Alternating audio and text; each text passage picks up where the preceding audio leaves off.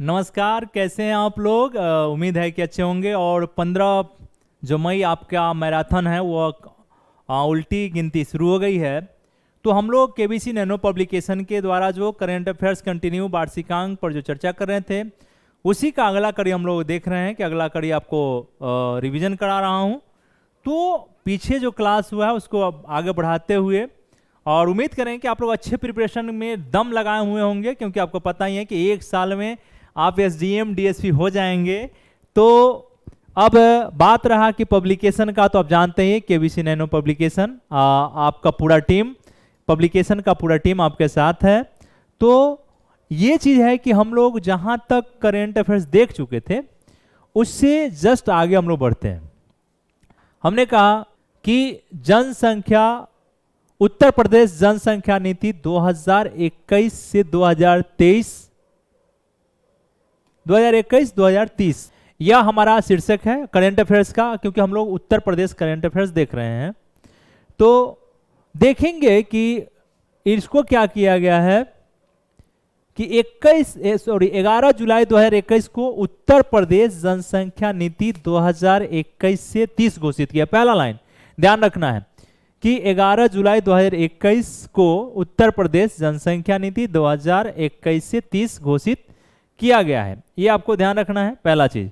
दूसरा, अब इसमें है क्या कि टारगेट है कि 2026 तक जो सकल प्रजनन दर है उसे 2.7 से घटाकर 2.1 और 30 तक 1.9 करना। दूसरा लाइन आपको ध्यान रखना है कि जो प्रजनन दर है, सकल प्रजनन दर है उत्तर प्रदेश के 2.7 से घटाकर 26 तक 2.1 और आगे चल के 2030 तक 1.9 करना। यह ध्यान रखने की जरूरत है। तीसरा, इसको जब आप पढ़ेंगे तो जो डाटा काम का है, गर्भनिरोधक प्रसार को बढ़ावा देना, ये डाटा, सब डाटा हमको याद नहीं रखना है।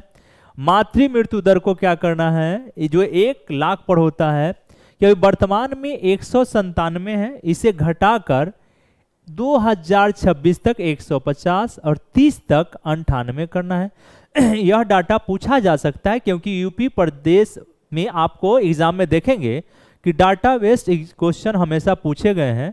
तो आपको ध्यान रखना है कि वर्तमान मातृ मृत्यु दर कितना है, तो 197 है। 26 तक 150 करना है, 30 तक 98 करना है, यह ध्यान रखने की जरूरत है। फिर आया शिशु मृत्यु दर, तो शिशु मृत्यु दर 1000 पर होता है। इसमें आपको दिखाई पड़ेगा कि 43 से घटाकर 32 और 30 में 22 करना है। तो थोड़ा सा डाटा आप याद रखिएगा, वो इतना जरूरी है। अब शिशु मृत्यु दर, तो शिशु मृत्यु दर भी, क्योंकि यह 1000 प्रति पर होता है, इसे भी घटाकर नीचे करने का काम करना है। तो यह डाटा आपको याद रखना चाहिए। फिर बात आता है भारत में सबसे बड़ा एयरपोर्ट जेवर का शिलान्यास। तो पूछेगा कि जेवर है तो क्या है, एयरपोर्ट है पहला, क्योंकि 25 नवंबर 2021 को इसका शिलान्यास आपको पीएम के नोएडा में हुआ था, नोएडा में हुआ था। एक लाइन, यह दुनिया का, जब यह निर्माण हो जाएगा, चौथा और एशिया का पहला सबसे बड़ा इंटरनेशनल एयरपोर्ट होगा। ध्यान, जेवर एयरपोर्ट जो है, ध्यान रखना है कि एशिया का सबसे बड़ा, जब ये पूरा कंप्लीट हो जाएगा तो ये पहला होगा एशिया का, और चौथा दुनिया का सबसे बड़ा लार्जेस्ट एयरपोर्ट दिखाई पड़ेगा, ये चीज चौथा। ठीक है, अब यह पीपीटी मॉडल पर बन रहा है, बनने दीजिए। एक दूसरा, इसका जो विकास की जिम्मेवारी है Swiss company Zurich international airport AG को दी गई है, जो इसको बनाने का काम कर रहा है, जो काम का चीज है, ज्यूरिख इंटरनेशनल एयरपोर्ट एजी को दी गई है, यह ध्यान रखने की आपको जरूरत है। और 24 तक कंप्लीट हो जाएंगे और यह यूपी का 5वां अंतर्राष्ट्रीय हवाई अड्डा है। वेरी वेरी इंपॉर्टेंट क्वेश्चन, कौन सा है, तो 5वां इंटरनेशनल हवाई अड्डा होगा यूपी का। यह आपको इस पेज का था। दूसरा,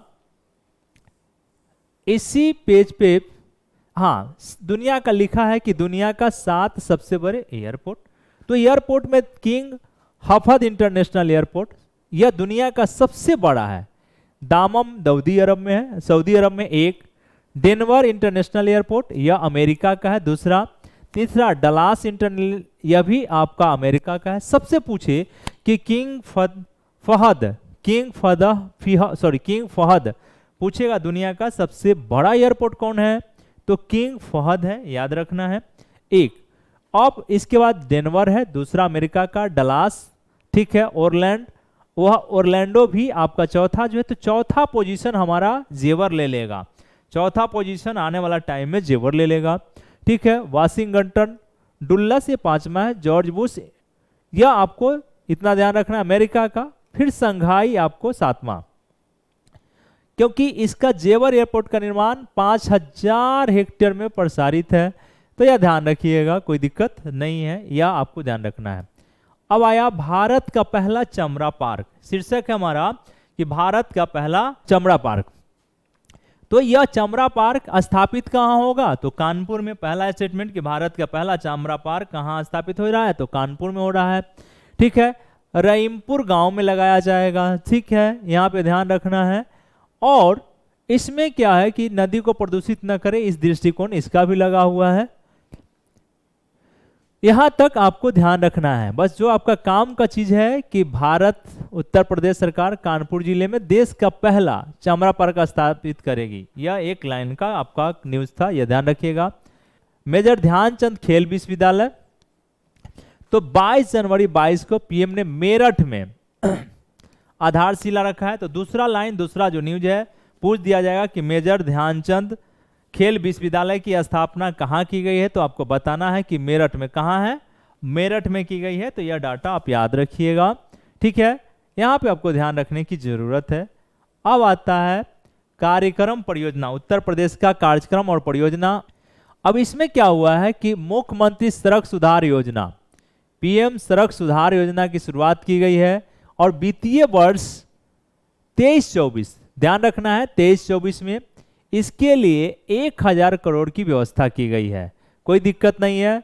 तो मुख्यमंत्री सड़क योजना की शुरुआत की गई है, वित्तीय वर्ष 23-24 है, 1000 करोड़ रुपया इसके लिए निवेशित किया गया है। अब इसमें देखेंगे कि भाई ये सड़क है, तो यहाँ पे क्या है कि सड़कों को गड्ढा मुक्त किया जाएगा, नागरिक सुविधाओं का डिलीवरी इत्यादि के लिए क्या होगा, बेहतर हो जाएगा।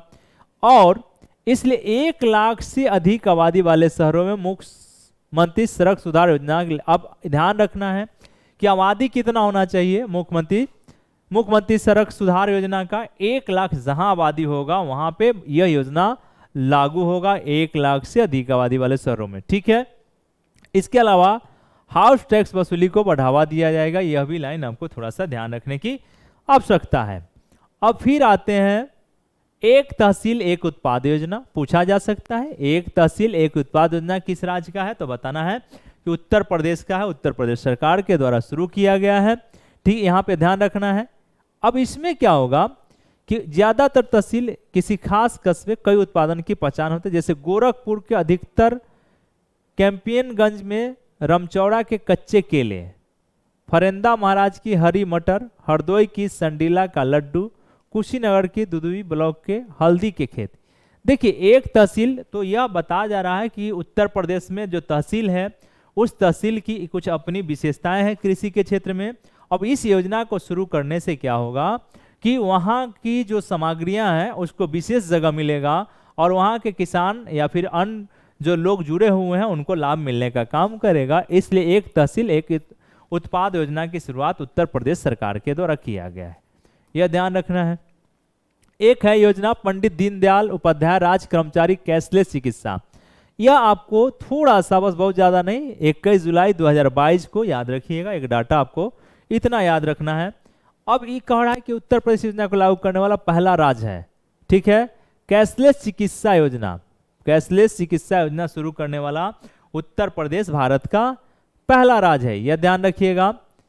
तीसरा घरौनी योजना, घरौनी योजना, अब देखिए इसको पीएम द्वारा 25 जून 2022 को शुरू किया गया था, घोषणा किया गया था कि गांव में रहने वाले इतना करोड़ 2.5 करोड़ लोगों को घरौनी प्रमाण पत्र दिया जाएगा, घरौनी प्रमाण पत्र दिया जाएगा, यह ध्यान रखिएगा।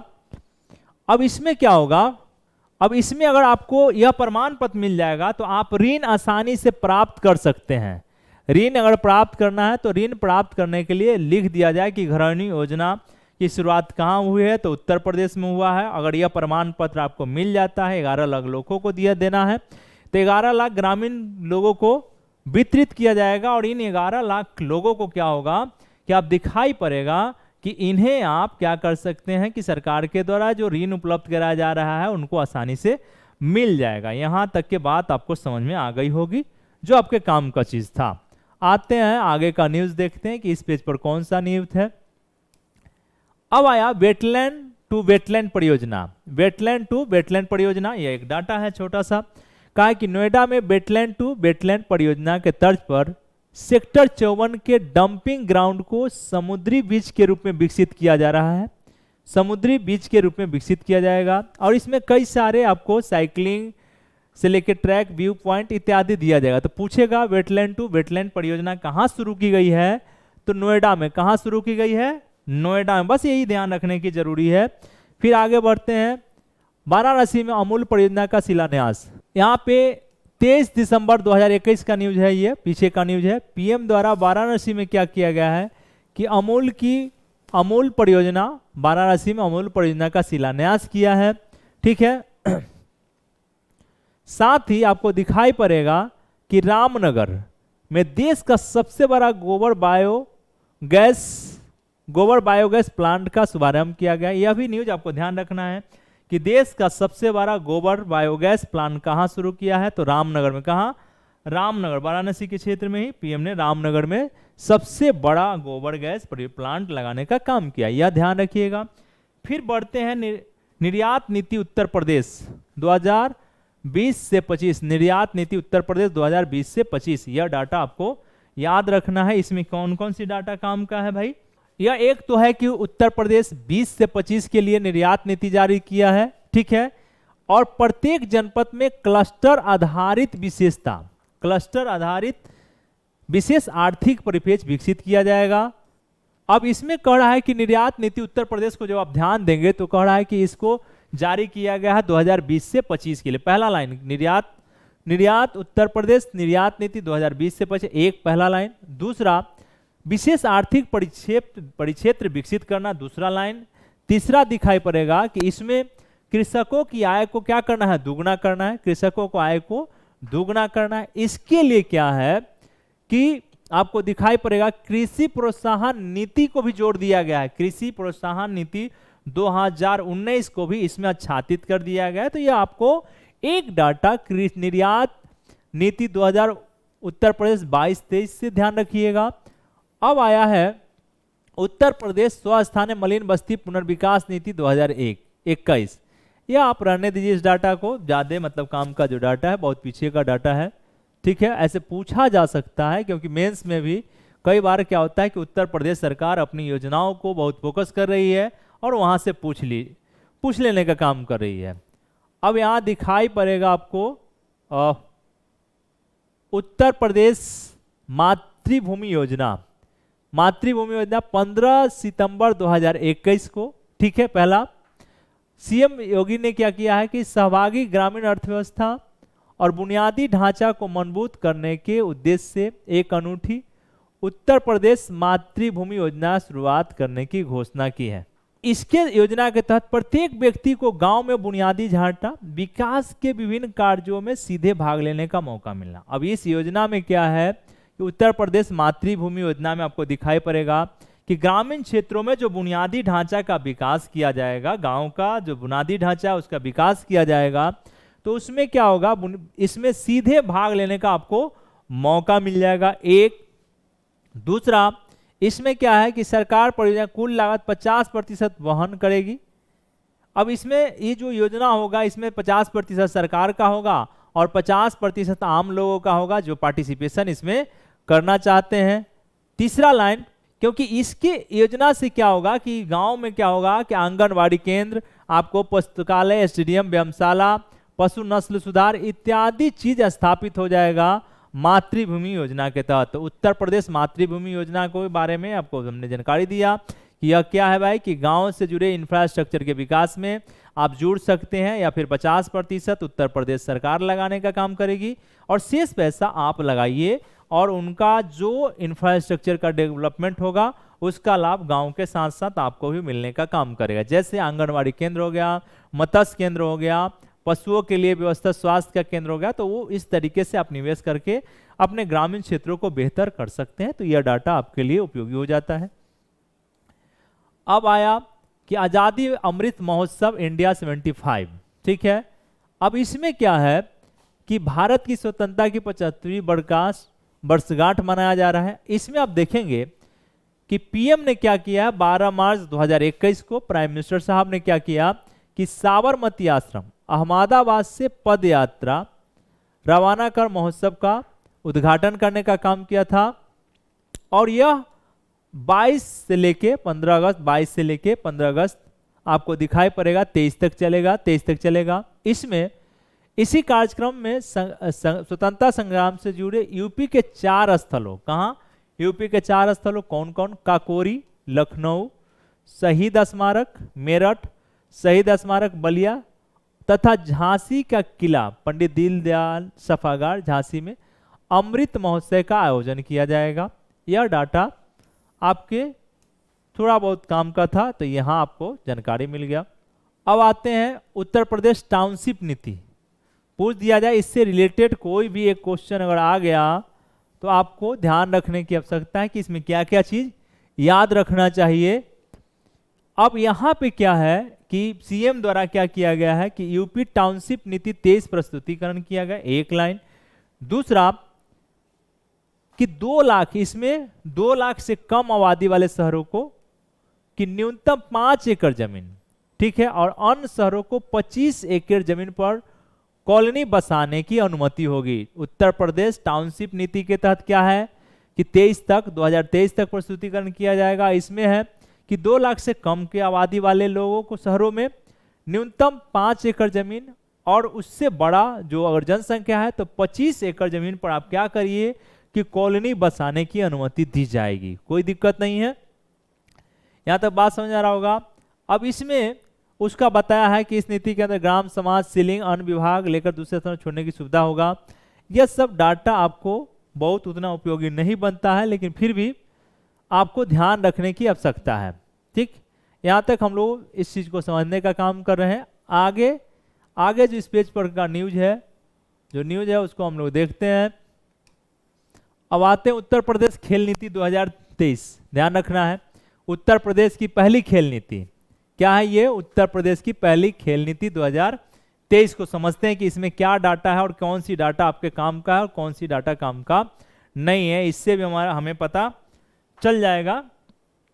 अब कहा है कि 10 मार्च 2023 को कैबिनेट ने इस नीति को जारी किया है। राज्य की पहली खेल नीति होगी, पहली खेल नीति को हरी झंडी। अब सोचिए कि खेल को प्रमोट करना क्यों जरूरी है, क्योंकि खेलना कितना जरूरी है। पीएम ने भी कई बार कहा कि खेलोगे तो खिलोगे, इसलिए बीच बीच में खेलना भी आपके लिए उपयोगी हो जाता है। तो उत्तर प्रदेश की सरकार ने क्या किया कि आपको दिखाई पड़ा कि पहली खेल नीति जारी की। एक अब इसमें है कि नए राज्य भारतीय खेल प्राधिकरण के तर्ज पर क्या करेगा, राज्य खेल प्राधिकरण का गठन किया जाएगा। अब क्या होगा कि जैसे भारतीय खेल प्राधिकरण है उसी तरीके से यूपी में राज्य खेल प्राधिकरण का गठन किया जाएगा, ठीक है। तथा निजी अकादमी खोलने से जोड़ा जाएगा, इसको निजी अकादमी और स्कूल कॉलेजों से भी खेलों से जोड़ा जाएगा। जब राज्य प्राधिकरण बन जाएंगे तो निश्चित है कि खेल का बेहतर और विकास हो जाएगा, ठीक है। साथ ही प्रत्येक और स्कूल कॉलेजों में क्या होगा कि खेल के लिए समय भी बना दिया गया है कि आपको 40 मिनट का समय आपको देना ही पड़ेगा, ठीक है। इसमें और यह मॉडल पीपीटी मॉडल पर ही होगा। राज्य खेल के लिए 10 करोड़ रुपए से एक राज्य खेल 10 करोड़ से एक क्या होगा कि राज्य खेल विकास कोष बनाया जाएगा। इसमें क्या है कि राज्य कोष 10 करोड़ रुपया से क्या होगा कि राज्य खेल विकास कोष बनाया जाएगा। यह भी डाटा याद रखिएगा। अब खेल नीति के अनुसार हर पंजीकृत खिलाड़ी 5 लाख रुपए तक स्वास्थ्य बीमा मिलेगा। इसमें प्रत्येक खिलाड़ी को, पंजीकृत खिलाड़ी को 5 लाख रुपया स्वास्थ्य बीमा का व्यवस्था है। फिर इसमें एकलव्य क्रीड़ा कोष ट्रेनिंग करने के दौरान खिलाड़ियों को लगने वाली चोट के इलाज के लिए प्रदेश सरकार धन उपलब्ध कराएगी, यह भी इसमें लिखा हुआ है। और इसमें आपको दिखाई पड़ेगा कि अलग अलग प्रशिक्षण केंद्र भी खोले जाएंगे, ठीक है।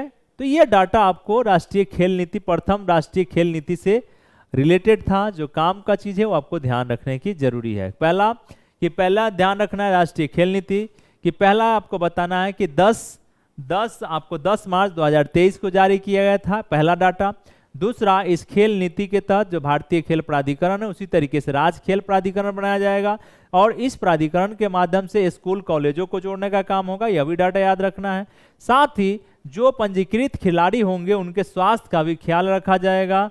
इसके अलावा आपको दिखाई पड़ेगा कि आपको कोष बना दिया गया है, कोष 10 करोड़ का एक कोष होगा, राज्य खेल विकास कोष होगा, यह भी ध्यान रखिएगा। राज्य खेल प्राधिकरण बनाए गए हैं, तो यह भी ध्यान रखने की आवश्यकता है।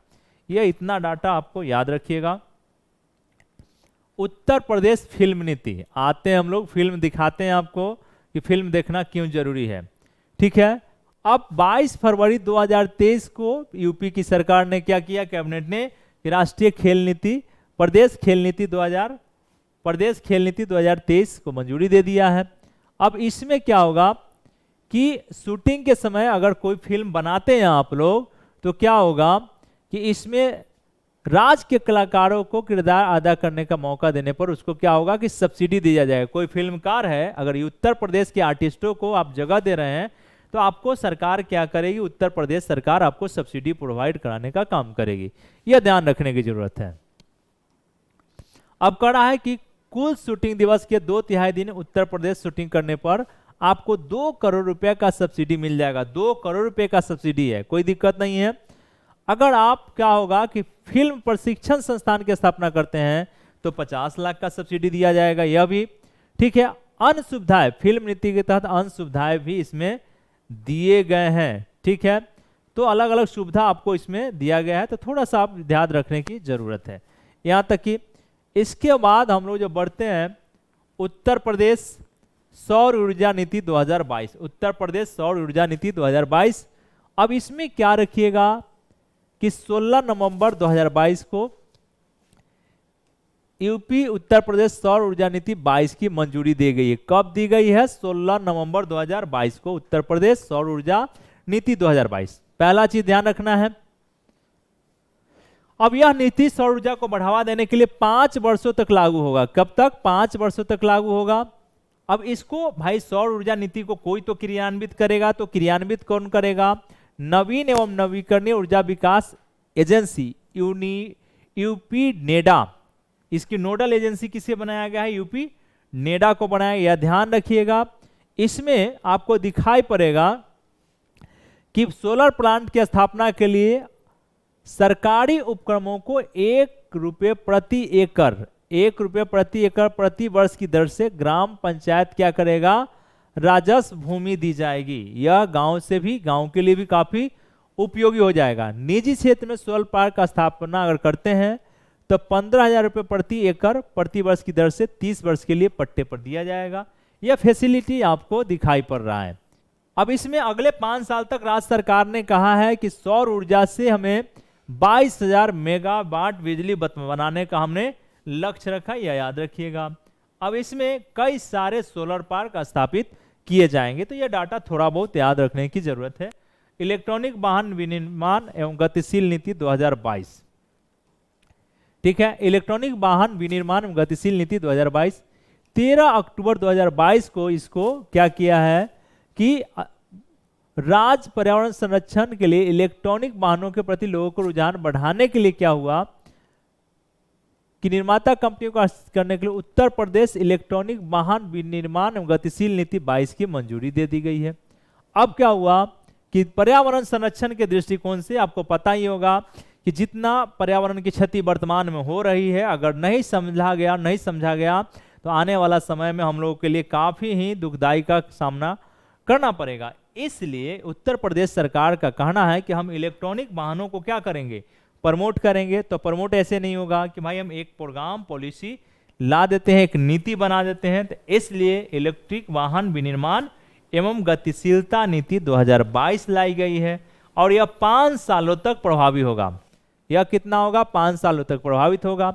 इसमें क्या क्या विशेषताएं देखेंगे कि प्रत्येक जिला में, जितना भी जिला है, 20 चार्जिंग स्टेशन और 5 स्वैपिंग स्टेशन स्थापित करने के लिए प्रोत्साहन किया जाएगा। जो निवेशक होंगे उनको कहा जाएगा कि आप प्रत्येक जिला में 20 चार्जिंग स्टेशन और 5 स्वैपिंग स्टेशन स्थापित करिए और आप भी लाभ कमाइए और हम पोल्यूशन से क्या होंगे, बचते चले जाएंगे। यह भी ध्यान रखने की जरूरत है।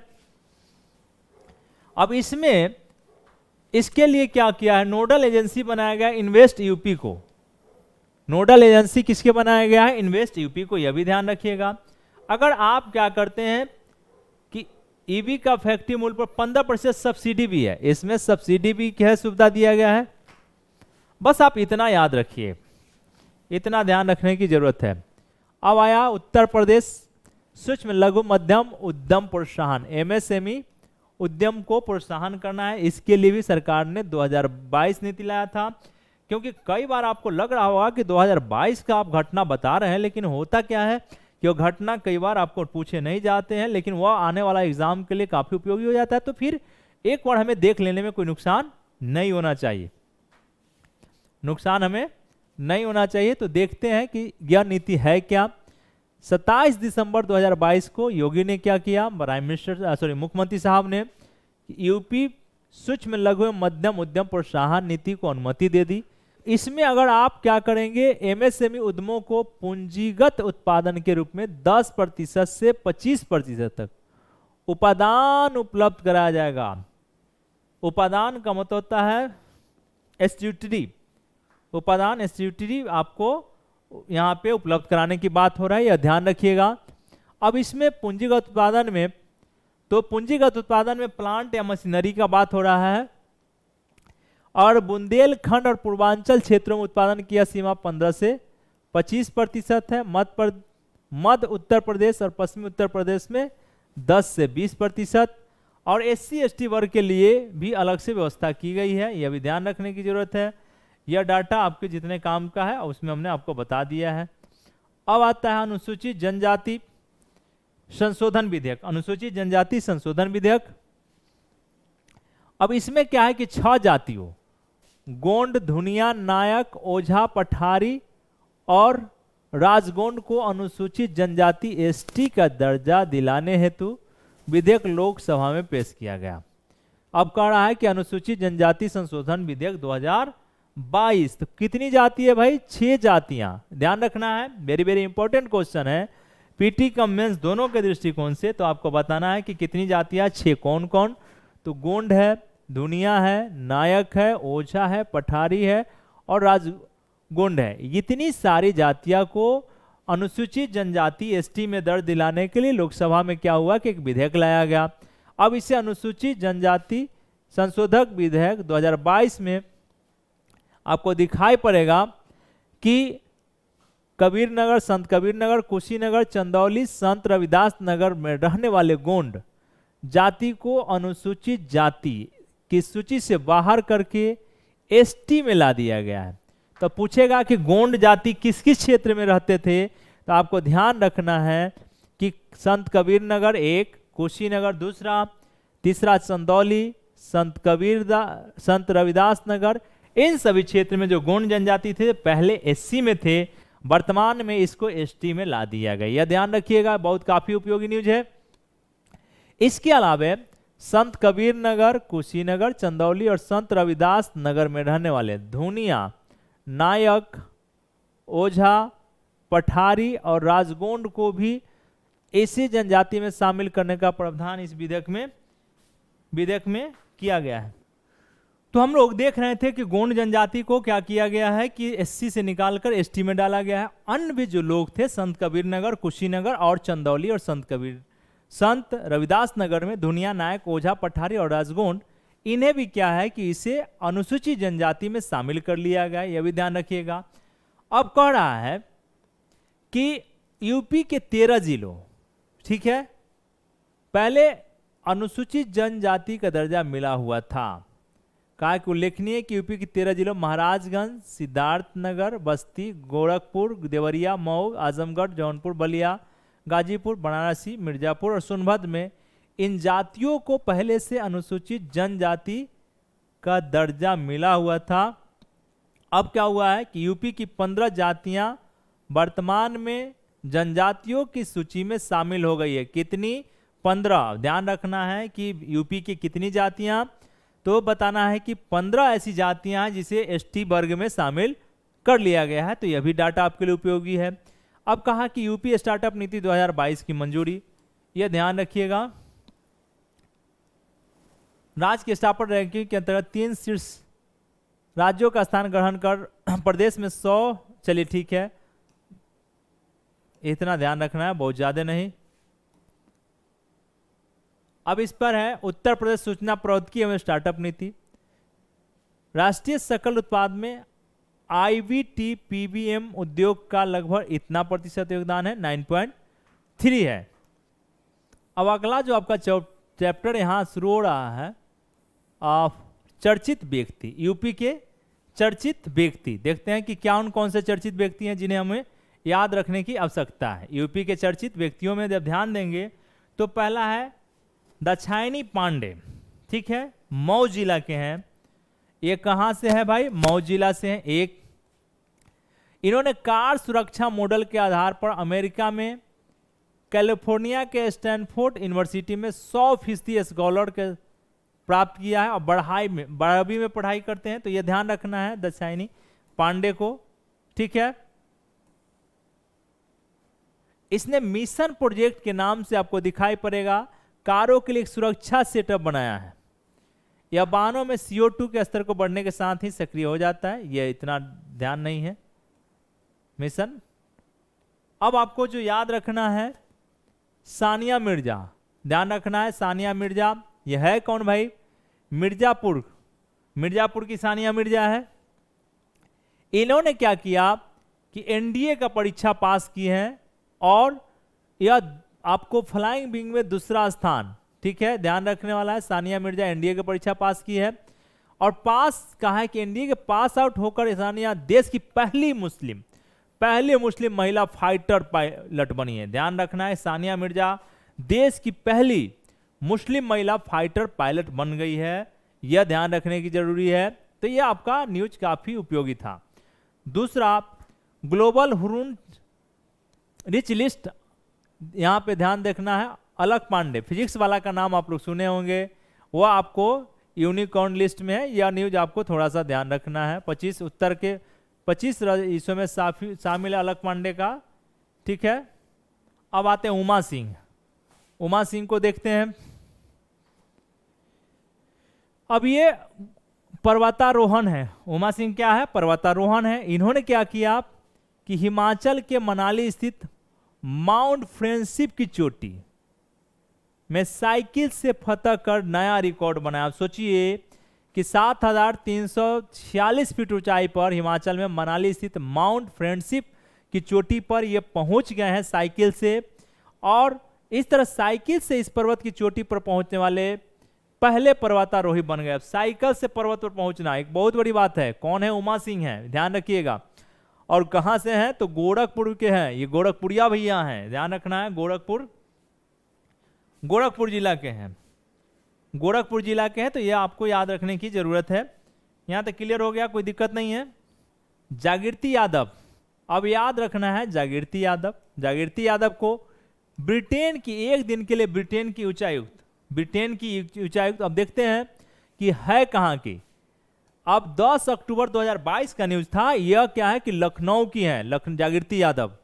अब इसमें दिखाई पड़ा जागृति एक दिन के लिए उच्चायुक्त प्रतियोगिता के भारत संस्करण में भारत के एक दिन के लिए ब्रिटिश उच्चायोग में उच्चायुक्त बनी है।